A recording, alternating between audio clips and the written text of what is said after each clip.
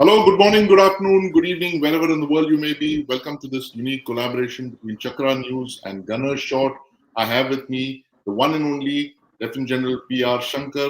General Shankar, welcome. Thanks a lot. Morning, Sandeep. Always a pleasure to be talking to you. We're going to have And some good absolutely, discussion. we are we looking at a new military dictator in Pakistan, General Shankar? Is Field Marshal Asim Munir the new General Pervez Musharraf, or is he the new Ziaul Haq, or is he a combination of both? And why do we need to worry? We're going to be talking about this. Yeah, I think we need to talk of the new constitutional dictator of Pakistan. The You new see, constitutional dictator. That's an interesting dictator. twist. It's Yeah, different from previous dictators. yeah. See, the previous dictators, everyone, they suspended the constitution. This man is a dictator through the constitution. So you have to. He's quite different. Right. You asked this question whether he's like Zia or Parvez Musharraf. He's got Yeah. shades of both, and Right. he's got the worst shades of both. Right? Okay. He's got the jihadi mentality of Ziaul Haq Yeah. and the ruthless, cunning, scheming mentality of Parvez Musharraf. Right. And I think that's why we need to be very aware of him. And I think of all the dictators one has seen, right from Ayub to Yahya Khan to Ziaul Haq to Pervez Musharraf, and now Right. he's the most dangerous, Okay. right? So we have to understand this man. Yeah, despots and khaki. That's nice. This is the one you That's a did in India today. Am I right? absolutely, yeah, for India Yeah. Today Global. You can see all I, this is the rogues gallery of dictators in Pakistan. You have, yeah. in the left, extreme right of your screen is Field Marshal Ayub, who's the longest served dictator of Pakistan, as General Shankar mentioned, 57 to 69. Then you have after him you have the second dictator, General Ziaul Haq, that is 77 to 88. The only dictator to die in office. We still haven't understood what happened with that blast. Uh, in the center, of course, is the current dictator, Field Marshal Asim Munir, and to Munir's right and my left is General Pervez Musharraf, the second longest served dictator in Pakistan. That is about 99 to 2008. And of course, to the far left is the the shortest tenure of any dictator in Pakistan, 2 years and some months. That's General Yahya Khan. And General Yahya Khan has the distinction of of reducing Pakistan by 50%. The Pakistan that he took over in a coup in '69 was double the size when he left it. So actually, Yaya's I think is an idea of every dictator in Pakistan. General Shankar, I'll take just 1 minute Yeah, before I come to please. every dictator. Each of these five people that you're looking at, this rogues gallery, everyone thinks he is God's answer to Pakistan's problems. They take power, they do whatever they have to do, whether it's a constitutional coup, as General Shankar mentioned, what a beautiful coinage, or overthrowing the government through the Triple One Brigade. They all think that Pakistan's answer, their God's answer to Pakistan's problems, and they leave Pakistan in a worse shape than when they took it over. And it's incredible. It is, decade after decade after decade, this is the story that has been repeating from 1957.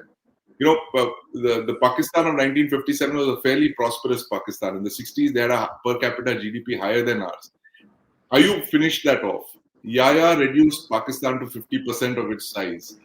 Zia Islamized Pakistan.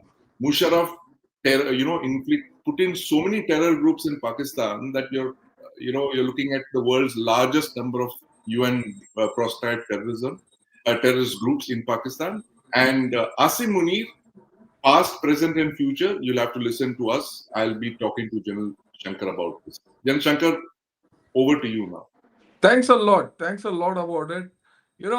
One point which you did make in that article, I must tell everyone who's viewing, Sandeep Punithan has written a fantastic article in India Today. Have a look at it. Have a look Right. at what he's written in that, right? And you then start understanding these chaps well.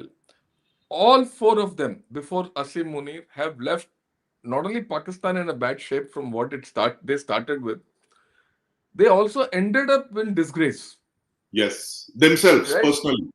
Yeah. Personally, no one in Pakistan respects these four individuals. Right, right. Okay. So will this the first question is, will this fate escape Asim Munir? Yes. Right? Can I Asim before Munir I escape this fate? Exactly. yeah. So I like your view before I talk. No, So absolutely, Jan Shankar, and I've written that piece, and I'm going to embed it here after we finished speaking. Now, you have to understand the difference between the military in Pakistan and in India. The military in Pakistan is feared; it's not respected. It's feared, and these dictators are all loathed. There is a universal disgust when they are mentioned in Pakistan, even among civil society, whoever you're talking to. They are not looked upon kindly, as Jan Shankar said.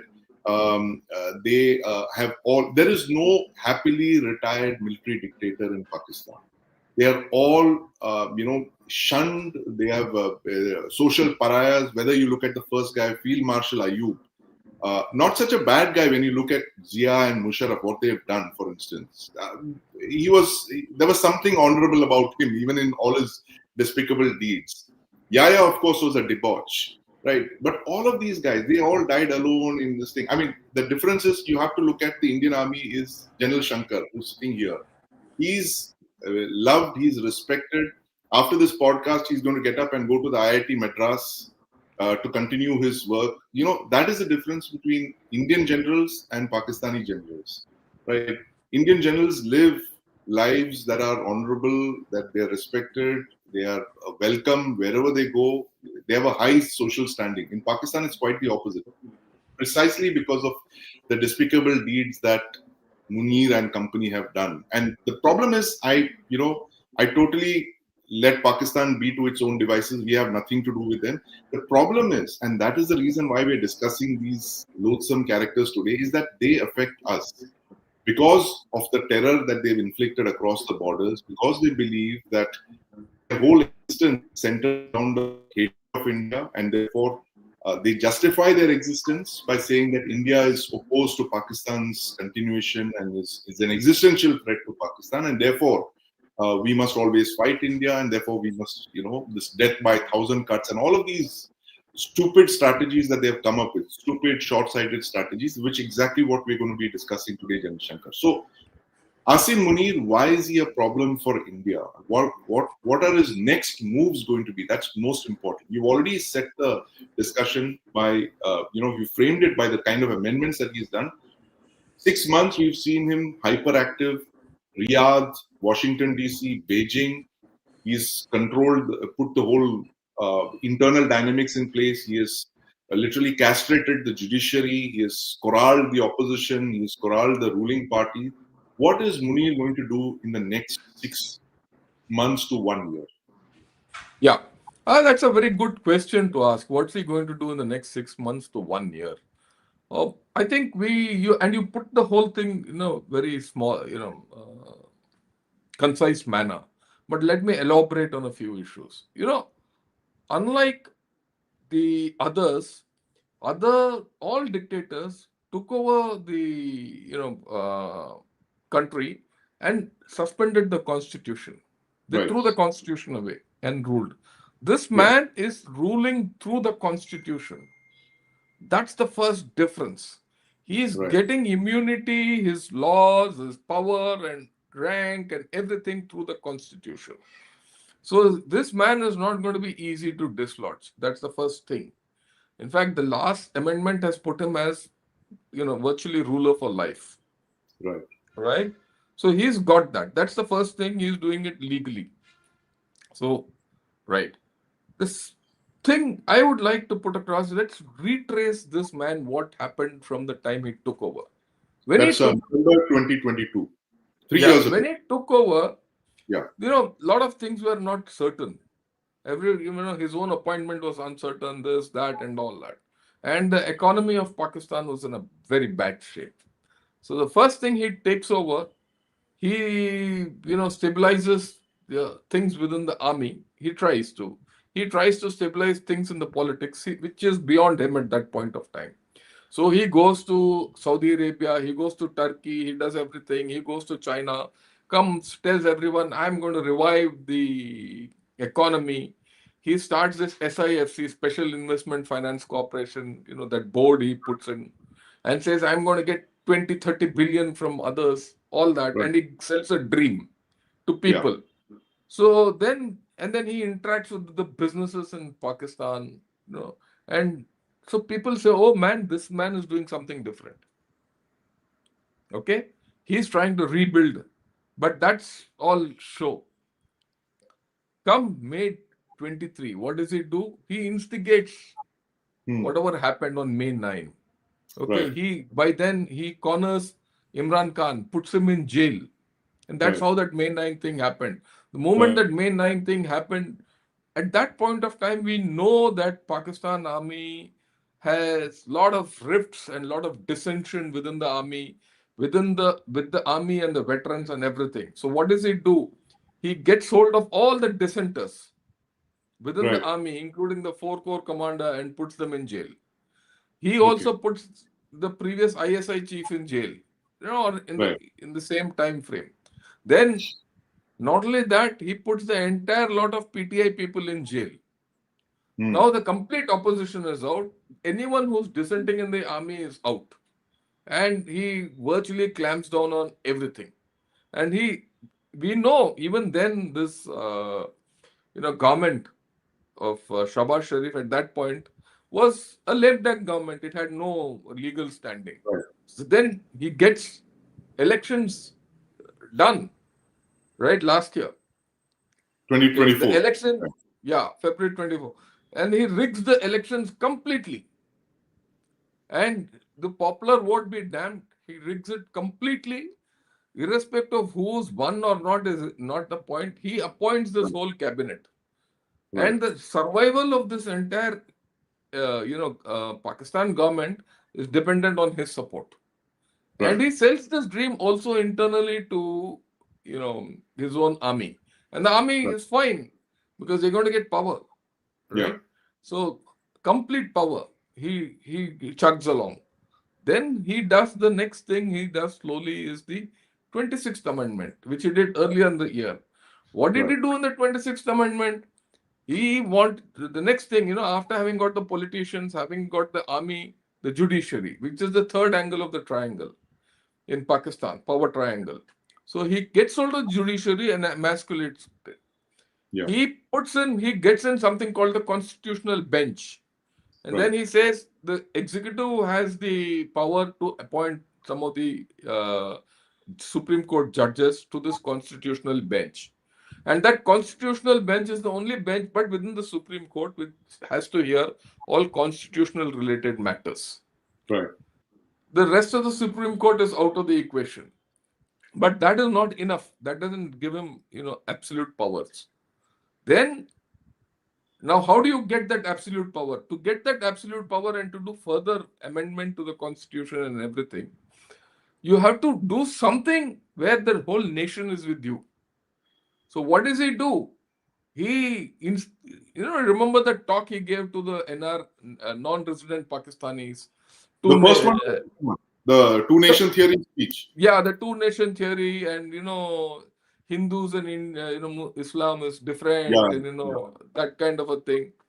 And we are a different nation. Pakistan ka kya kehna hai type, Yeah. yeah, you must go and tell your grandchildren all about Pakistan, that kind of a thing. And then he stages this Pahalgam attack. It's all staged. Right. He provokes a reaction from India. Right. He provokes a reaction from India, does whatever he has to do, and he also now gets China and US on board through imaginative, description of outcomes of whatever happened in Op Sindoor, Right. right? And he sees that America and China have stakes in Pakistan.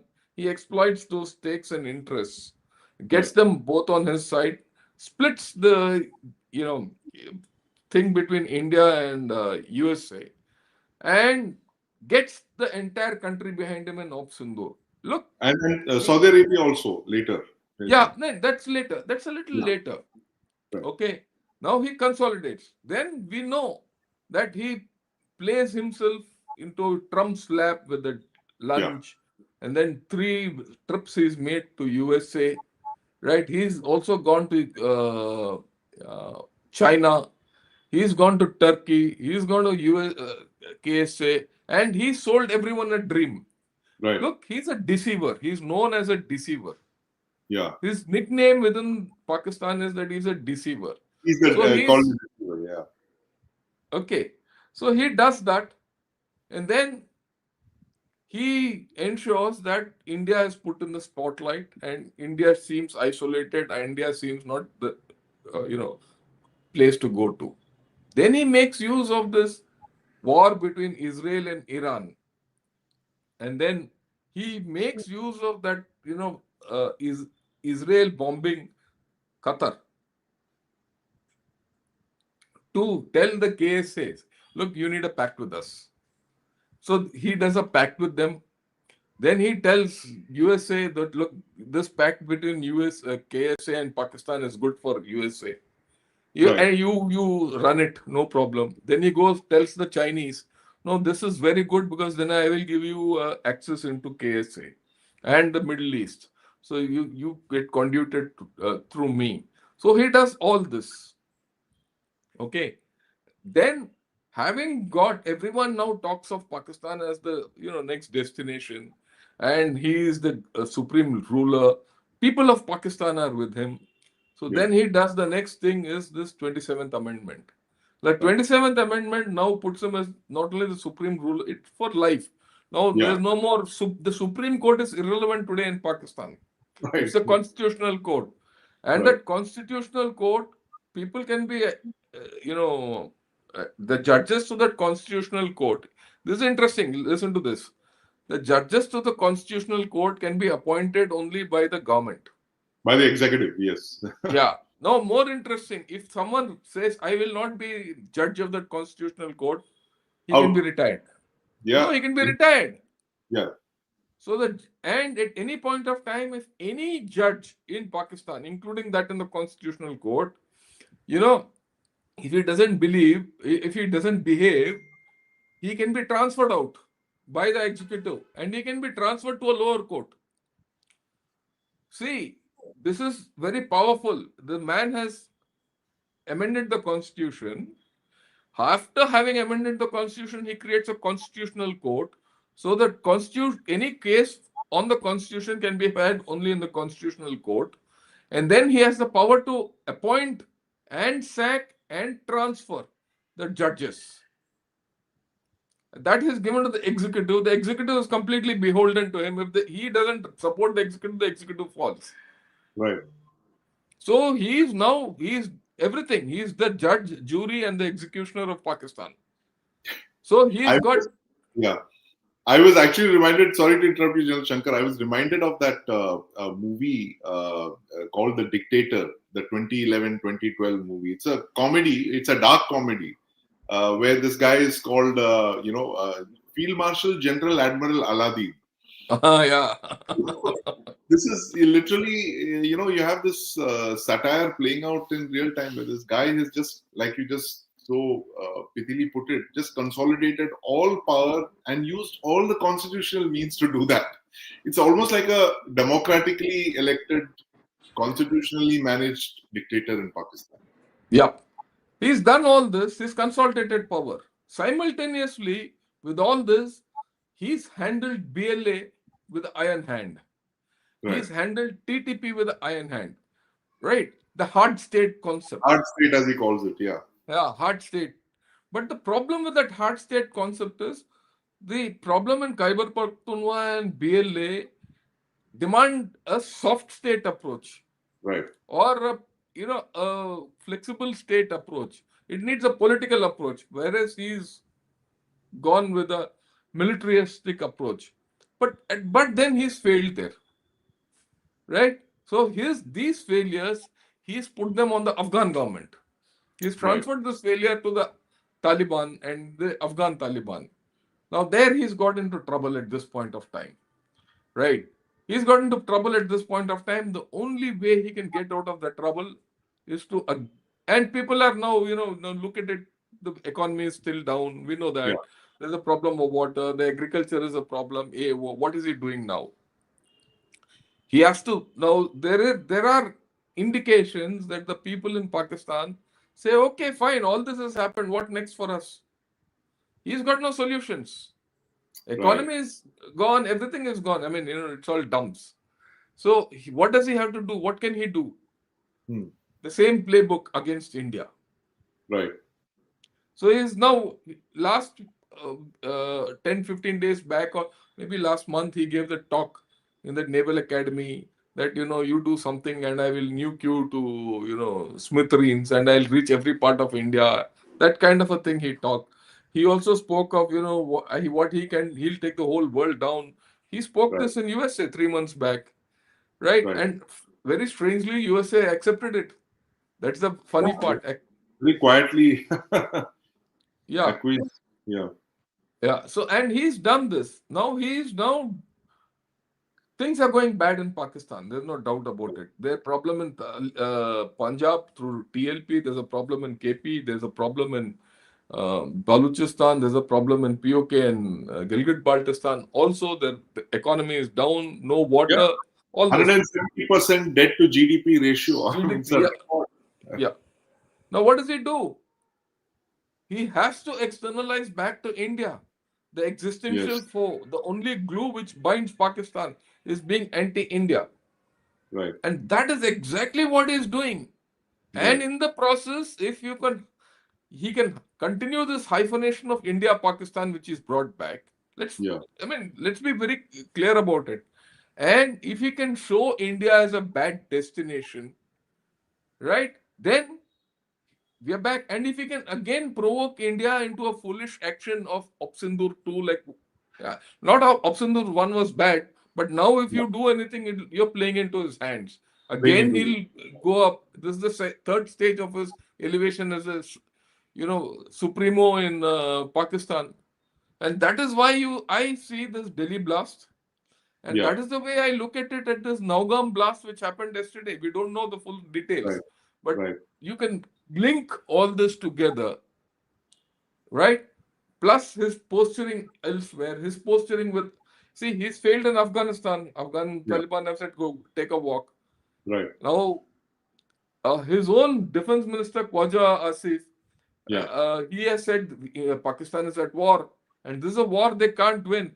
How can Pakistan win this war? Pakistan will Right. not win this war. They'll lose. But Right. Pakistan army has to win this war. And Pakistan army will win this war only by losing. Right. Which is what they've always done in the past. They've always Yeah. lost. And So this is what he is up to.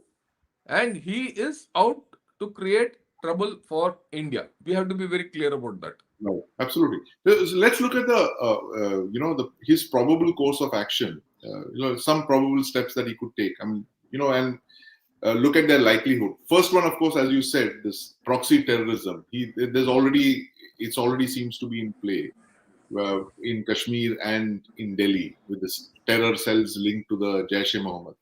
The second, of course, is your cyber and diplomatic offenses, all the rhetoric, the Hindutva, partition, two nation. That's also underway, right? In a sense, all his speeches have been about that, this two nation theory. What about something like limited conventional probes? So, what is the likelihood of that? There could be incursions along the LOC to, maybe test our defenses. He could. Don't rule it out. Don't rule it out that it could be. And look, again, something we heard a little of it in the Sir Creek issue. Right. Okay, something. JNK. JNK, something he can start. He will start. Bangladesh. He'll exploit Bangladesh. You see the overtures to Bangladesh and Right. Yunus. Right. Right. Right? So something from Bangladesh will happen. Then he will be rest assured he will go and instigate the Chinese. See, the Chinese thing is interesting, which people don't seem to be understanding. Right. As of today, China is itself in a problem, right? Now China is in a problem with Japan. There's a kitbit going on there. Yeah, yeah, China, and there's a problem with Taiwan also, which is re-emerging. The Indo-Pacific is re-emerging. right, Okay, if the Indo-Pacific re-emerges as a major theater, yeah, America will switch. right. America will switch there. If America switches its attention there, Hmm. okay, right, American attention from this place will go away, which is detrimental to Asim Munir, Right, and it is not, and it is detrimental to how putting India-US relationship down. The moment the Indo-Pacific comes back into focus, well, you have India back up, and that's happening already. Okay, right. so he has to go back to China and do something to ensure that China is pulled in here, and something happens here, so that the Chinese focus actions this side will keep US rooted Remain, here. right. Remain on the western borders, on China's western borders rather than their Yeah. eastern flank. So I won't be surprised if something happens, in China and this side, something happens, and that whole story comes back to us. And Right. that'll also break any friendship between India and China, which is developing. I wouldn't say friendship, normalization of our relations with Normalization. China. Right. Yeah. Right. So he will put a spoke there, Yeah, right? So he is quite a scheming guy. His yeah, survival depends on, you know, uh, focusing Pakistan's attention on India. right. Okay. Now, how much can this terror go? Another third or fourth uh, terror incident, right? Like in Delhi or in Naugam or maybe one or two more. Everyone will say Pakistan is back in action Right. as a terror hub. Then you will start going towards FATF. You will start going to this, that, all that. That focus on Pakistan has to go. The Right. focus Right. on Pakistan has to go off. The focus on India has to come. Right. So, so the focus on India will come only when China starts its action in Hmm. some form. We don't know. I don't know. I'm probably second guessing whatever this thing, but it might be a wild moonshot. But this is the Right. way he would be thinking. Right. So the rhetoric and the diplomatic thing is underway. The terrorism is being activated. You're saying that there is a likelihood of those conventional probes that they've launched. What are the chances of, say, nuclear saber rattling or a full That scale mobilization? Yeah, that will be there, provided you give him an opportunity. Right. See, he every time our chief or air chief or our defense minister talks of POK or talks of Pakistan, we will change the geography, we'll change the Yeah. anatomy of Pakistan and all. You're giving him wind to talk what he wants. Okay. Okay. Okay, and the moment you see any offensive action by India Right. puts the complete uh, people of Pakistan behind this man. And when he starts the nuclear saber rattling, you're solidifying his rule. Right. He might do nothing, but you are consolidating his position. People will say he's the only one who can, Who you can know, save us? That savior save us. complex. That savior complex comes to the Yeah, fore. Right. Yeah. yeah. So I mean, this is how he is going to behave. He wants to lose. I mean, here's a country which wants to lose militarily to gain politically. Incredible. So, This is, yeah. I'm reminded of this, movie called Dirty Harry, if you remember. Yes, yes, Clint Yeah, Eastwood's. in Dirty Harry, the villain goes, gets beaten up he pays one chap to get beaten up, Yeah, yeah, and then goes to the public and say, Dirty Harry did it. And yeah, it gets public sympathy, and yes, he gets legal, cover from the police. right. Okay? Same thing here. This chap is something like the villain in the Dirty Harry. So, but I must tell you, General Shankar, that Dirty Harry ends with that villain being blown off by Clint Eastwood, and he Yeah, that's also a truth. go ahead and make my day, punk. Go ahead. So, And in this case, you're saying that is not the action that we should take, as in we should not respond. And this is a continuation of what you said, very far-sighted statement. I still remember last discussion that we had. We were talking about why we must not play into his hands and give him what he wants, which is basically a military response. And we should look at other means, political means, economic pressure, all of those things. I think, are you still of the opinion we should continue that? Yep. Maybe look at cognitive dimension Yes. rather than military. Yeah. I think you hit the nail on the head. Don't give him a military handle, right? You need to exploit the cognitive space, and he's got given you enough space. Right, Okay, he's got given enough space. And let me put it this way. Let's talk of his position. While he's built himself constitutionally to be above law and for life and all that, yet the base is weak. I'll tell you why the base is weak. Tomorrow, if by international, edict or circumstances, Imran Khan is sprung from jail right, and something happens in Pakistan, whatever, and Imran Khan comes into power and he says, look, this entire government was illegal. So anything passed by this government, any constitutional amendment passed by this government is illegal. It's a decree, right, right? And there's enough proof to say that this is a Form 47 government. That's what Pakistanis themselves say, right? So if it is illegal, then this man is himself illegal. right, That's his weakness. Why are we not doing this cognitive warfare against him on that? Right? Then there are enough cases in Pakistan where people have challenged the 26th Amendment. hmm, Now there are people who are saying if the 26th Amendment itself is under challenge, the right, 27th Amendment is also illegal. It can't be put through because the 27th Amendment in Pakistan is based on the 26th Amendment. right, And if one judge can be motivated and bought off or in Supreme Court right, and put a criminal case, not a constitutional case, and in some form legally in the Supreme Court of Pakistan, and the Supreme Court judge says, look, the 26th Amendment is criminally incorrect, or it has got criminal angles to it, and we'll hmm, deal with it criminally. It's a criminal case. If the 26th Amendment becomes a criminal case, and then the 27th Amendment also comes on the thing, this man becomes shaky. right. So I think he's given us an opening to do lawfare, Lawfare. Right. right? Yeah, We need to do lawfare first. Second, of course, we are doing on the right track with Afghanistan, yeah, right? We have to do whatever we have to do with Afghanistan. We have to do whatever we have to do with Baluchistan. We have to do whatever we have to do with the TTP. We have to start the outreach to POK. I'm very clear about it. right. And this is something which I've been speaking from a long time. Everyone says, I say this. In our country, I find this as a strange paradox that the politicians want military action, but military people like me want political action. You mentioned that. Yes, I remember that last time as Yeah. well. But yeah, it's a conundrum.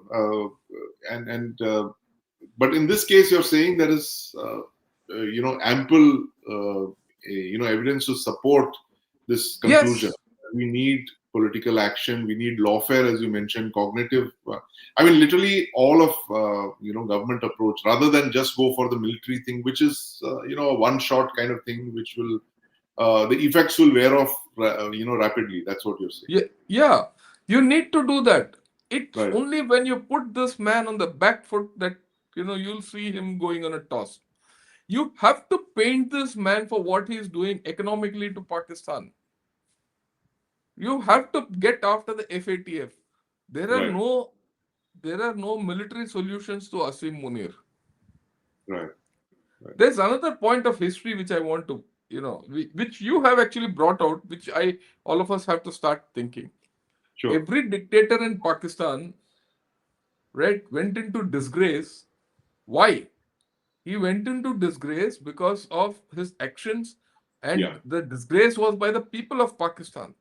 Right, right, You have to use the people of Pakistan to leverage this fellow out. right. Yeah, you're absolutely right. Like, Field Marshal Ayub, he fought that war with India in 1965. He had no reason to do that. I mean, we were pretty okay. Our relations were fine. See, he launched Operation Gibraltar and Grand Slam and all of that. And Pakistan became an economic basket case after that. There was widespread, hatred. There were riots. There was, economic unrest. People had come out onto the streets and they forced him out in '69. And Yahya, of course, he lost half the country. The military turned on Yahya and they exiled him. Zia, of course, died in harness.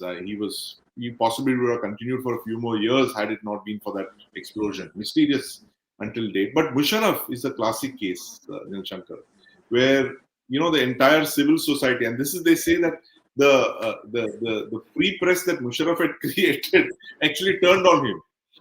The free press, the political parties, Benazir, Nawaz, all of them, the courts, the most important, the Supreme Court turned on. And I think that is Munir has actually learned from Musharraf's example and not the previous guys. He has looked at the Musharraf playbook. What is it that did Musharraf in, and how do I neutralize all that? So it's like the case of fighting the last war even better and making sure that those circumstances don't come to haunt me. That's what he seems to have done here. No, there's no doubt. Today, the complete media in Pakistan is run by the ISPR. Yes. I heard this in one of the Pakistan media channels only. Even the ticker tape, what comes on the ticker tape on each channel is identical, word to word, as per ISPR dictates. The courts were the nemesis of Pervez Musharraf. Right. Okay, and he has gone after them and finished the courts off. That's why that's 26th and 27th Amendment and the way the judicial transfers are to take place, everything has finished off the judiciary in Pakistan completely. Right. He's ensured that there's no Iftikhar Chaudhary Iftikhar Chaudhary will come. There's no question of another Iftikhar Chaudhary. He just neutralized all the opposition. Yeah. Plus, he's now taken the nuclear button out of the civil hands. Right. Right now, by creating, the Chief of Defense Staff and this national, CDF, Chief of Defense Forces. He is now subordinated the Air Force and the Navy to the Army. Right. And, so that, look, this again, we need to understand. The Pakistan Air Force was the one which, has got all the glory in Op Sindoor. Yes. Managed glory. Now, Pakistan Air Force was becoming a little more big for its boots. Okay. So, they've also gone back, into the prison. So, here, and the thing is that only the Chief of Army Staff can be the Chief of Defense Forces. That also is brought in. So he has cut the and Field Marshal is for life, immunity, everything is built. And that not everything is not challengeable. And in doing all this, he's also put that one appointment. I'm forgetting that name of that appointment as, advisor for strategic stuff. And hence, the command of everything nuclear has been taken away from the government and put in his hands. Right. So he's controlling all levers of power. And when you control all levers of power, you can do what you want. Right? Yes. So nuclear saber rattling, ye sab karega ye. But his problem will come in this economy, water. He'll have problem in, the other issues of whatever is to happen in Punjab. He's now decimated the TLP. There's no doubt about it. Tehreek-e-Labbaik Pakistan. But the fact is that there's a sentiment out there. And a lot will depend on whether he sends people to Gaza or not. Whether if he hoodwinks Trump by not sending people to Gaza. If he hoodwinks Trump for that international stabilization. If he sends people there, he'll have problems. If he doesn't send people there, he'll have problems with Trump. We'll Right. have to see how he solves this issue. Okay. So he is not on a great wicket. And there are many wickets on which you can, get him LBW or clean bowled. Clean ball. Let's not forget the former cricket captain who could actually do that, who's in prison Who right can now. do that? भाई world cup winner तो अंदर है. World Cup win. तो ये fixed match है, बाहर जो चल रहा है फिक्स्ड मैच चल रहा है. Yeah. So we shouldn't go and do the stupid thing of, fanning thing. But what we need to do, like I've been saying, the best way to deal with this chap at this point of time is sort out your in-house problems. Right. Sort out whatever has happened in Delhi, whatever has happened in Navgaon, connect the two, right? I think I've been saying this for the past 4 5 days. I think the Muslims in this country, the moderate Muslims, the good Muslims of this country, need to take a stock. Why is this happening in our country? It has Yeah. happened in Coimbatore, it has happened in Delhi, it has happened in Bombay, it has happened in Bangalore. Why is this kind of a thing happening within our country? Because this is not a Kashmir related problem. Yeah, exactly. Right? This is not a Kashmir related problem. So I think we have to take a call, because the Muslims in this country are as committed to defending the constitution of this country as anyone else. Yes. And part of defending the constitution of the country, they have to take action within, so that this terror networks, it might be a minuscule people in this country who are against this country. Unfortunately, the trend line is that all these chaps are happening to be Islamic guys. Terrorism, Yes. radicalism, all that. So I Yes. think we have to take a call at some level whether do you have to look at the way our personal laws are there or religious laws are there, or is there a reform required from within? I think we need to do some thinking, honest thinking.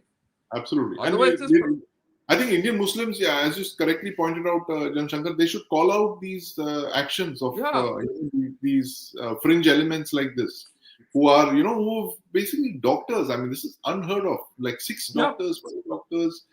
Nowhere in the world have you seen a plot like this, where you have, medical professionals who are committed, who've taken a Hippocratic oath, and they are, planning mass murder of this scale. I mean, you've seen one-offs. You have seen one Ayman al-Zawahiri, or one other chap George Habash or something like that. But that's never okay.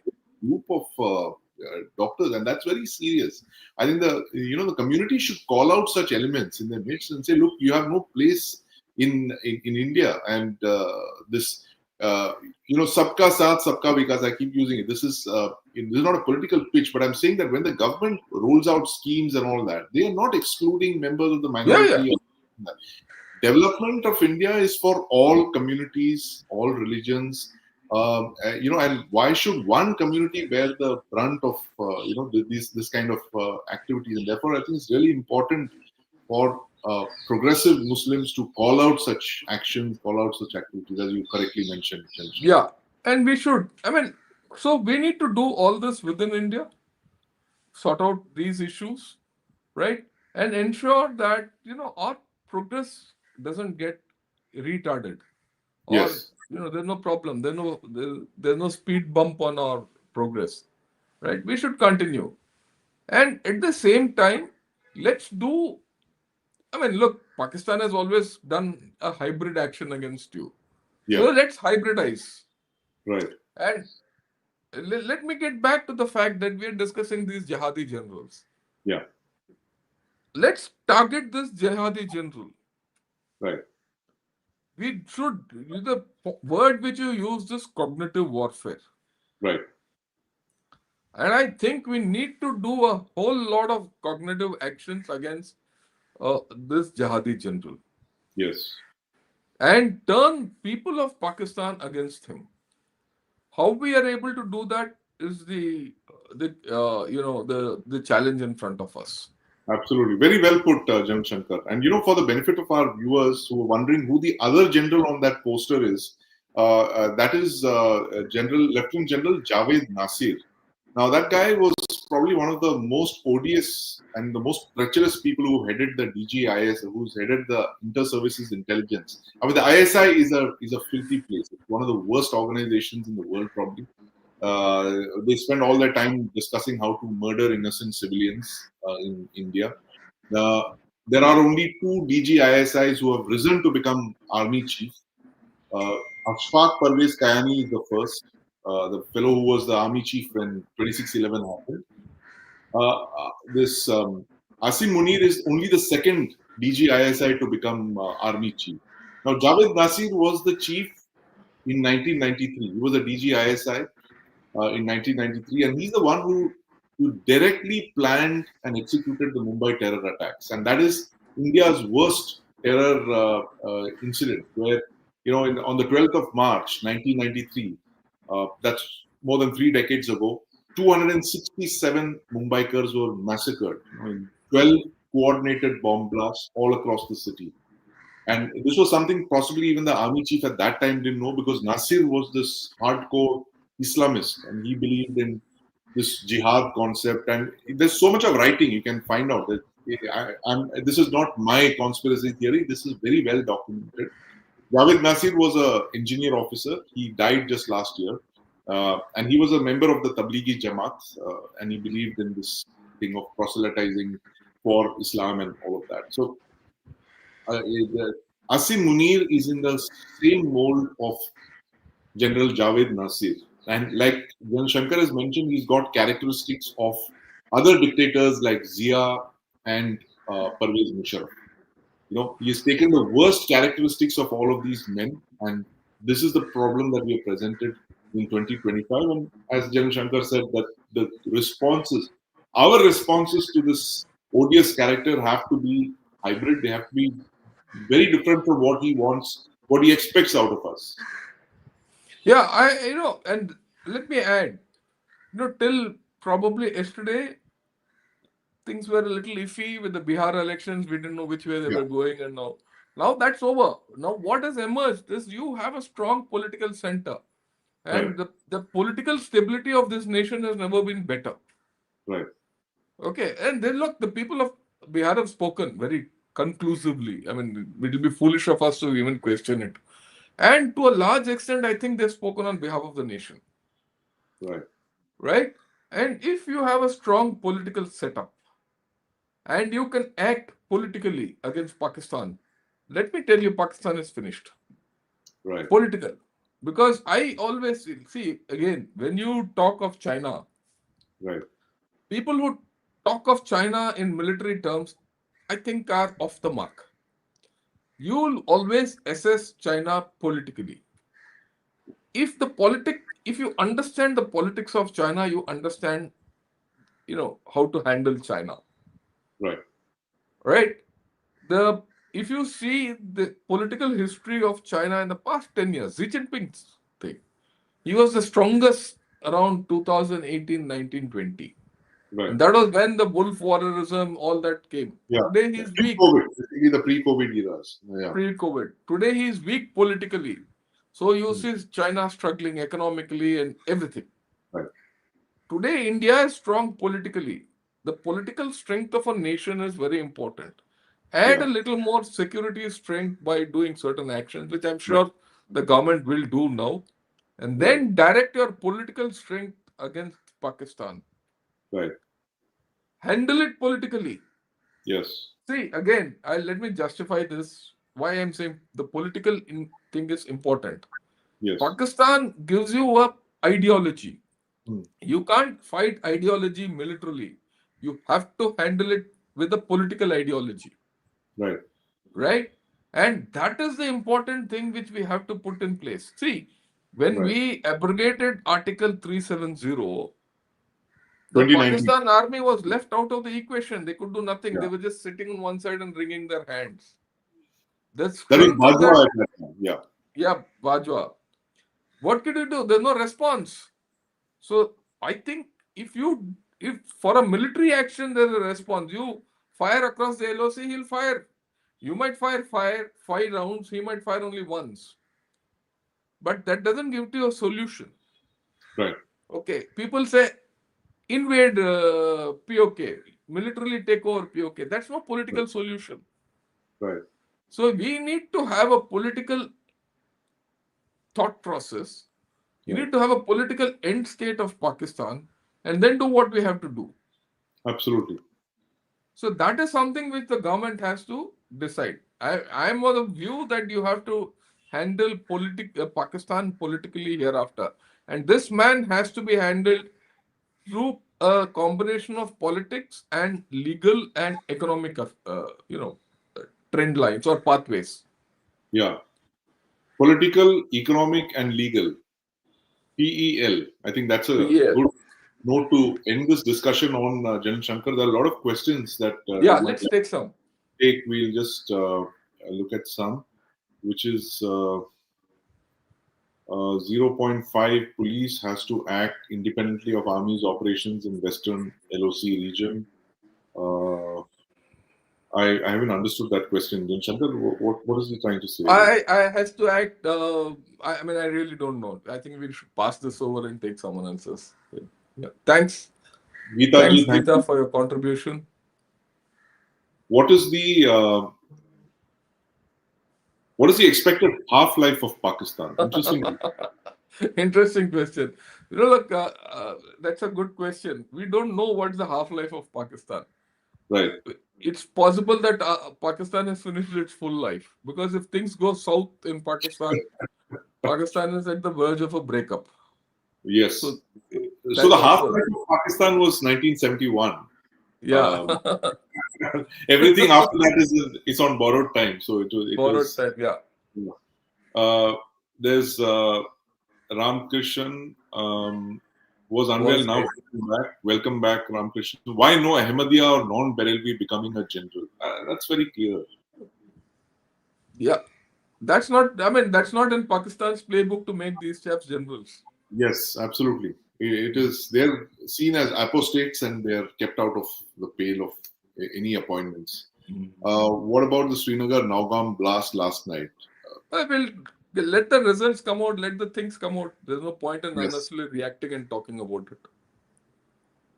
Here's one. Sirs, Pakistan Army has destroyed Pakistan for US and Chinese interests.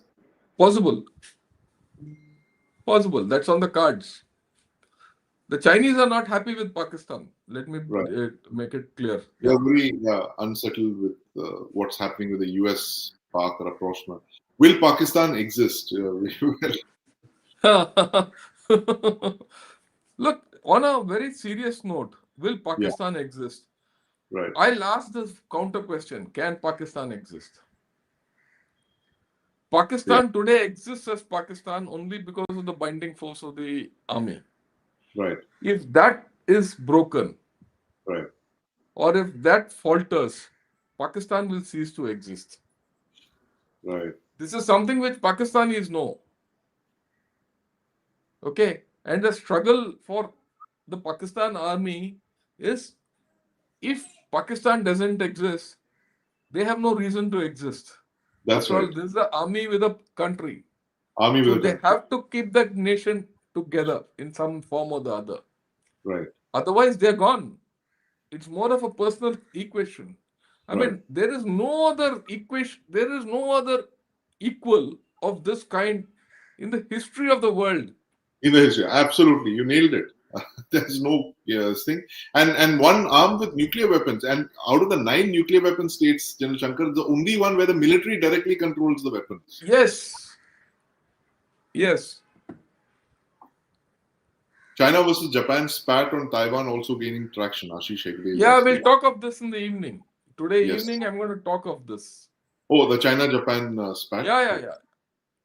Because Uh, that's increasing. That intensity is increasing. And there's wolf warriorism, which is back. which is I've seen some of those statements. They're Yeah, astounding. I mean, threatening the Japanese prime minister with beheading and all that kind of beheading language. and all that. Yeah. So basically, Munir managed to do what Musharraf did without having an outright coup. Yes, absolutely. And I can assure you that the 111 Brigade is very unhappy that they have not been used in Yeah. nearly 3 decades. It's like 111 Brigade General Shankar is like the Pakistan military, without any action, not seeing any wars, nothing. Uh, Field Marshall's political rise resembles Germany's German Führer's rise in 1930s. Shouldn't America and Israel be equally worried? I think it's a little different because Hitler rose through elections, Yes, he right? was a He first democratically got elected dictator. Yes, democratically elected, then he took. So it's not the same. This man is on a different trajectory, but the larger issue is this trajectory is not good for anyone, yes, neither for China nor for Pakistan. absolutely. It's Yeah. why hasn't the internet done for Pakistani youth what it has done elsewhere, making them more world aware, thereby making it difficult for rulers to keep them blinkered? Good question. Yeah, but that media is blocked. Yeah.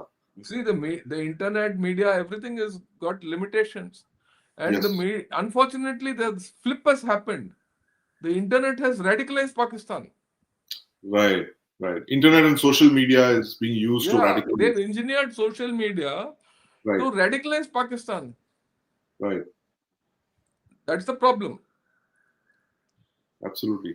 What is the relevance of Pak Army in Pakistan? Yes, you haven't been clearly listening to us, Krishna. That's what we've been talking about all Yeah. morning. It's an army with a state, as they say. Once was said of Prussia. And as General Shankar said, Pakistan is an army with a country. Uh, Here's a good question about the Pakistan Army brass never settle in Pakistan post retirement. They migrate to the West with the Western intelligence helping. Check the last Pakistan 5 Chief of Army staffs. Where are they? I agree with you. No, I agree with them completely. This is Yes, another paradox. This is something which we don't talk of. This is yes, all part of our cognitive arsenal which we have to put across. so Right? they're assured of a post retirement thing in the West for playing along with them. Yeah.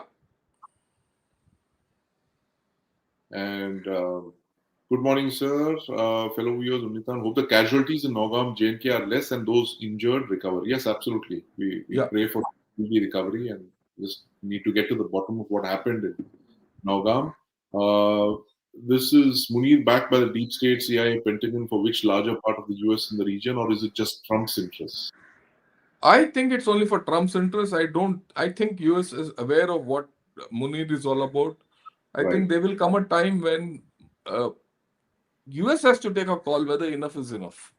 right, Because sooner or later, this chap will start going against their interests. He'll undercut their interests. right. Now that the Taliban has closed trade routes to Central Asia of Pakistan, how badly does that help hurt Pakistan? Because the only outlet is in Karachi.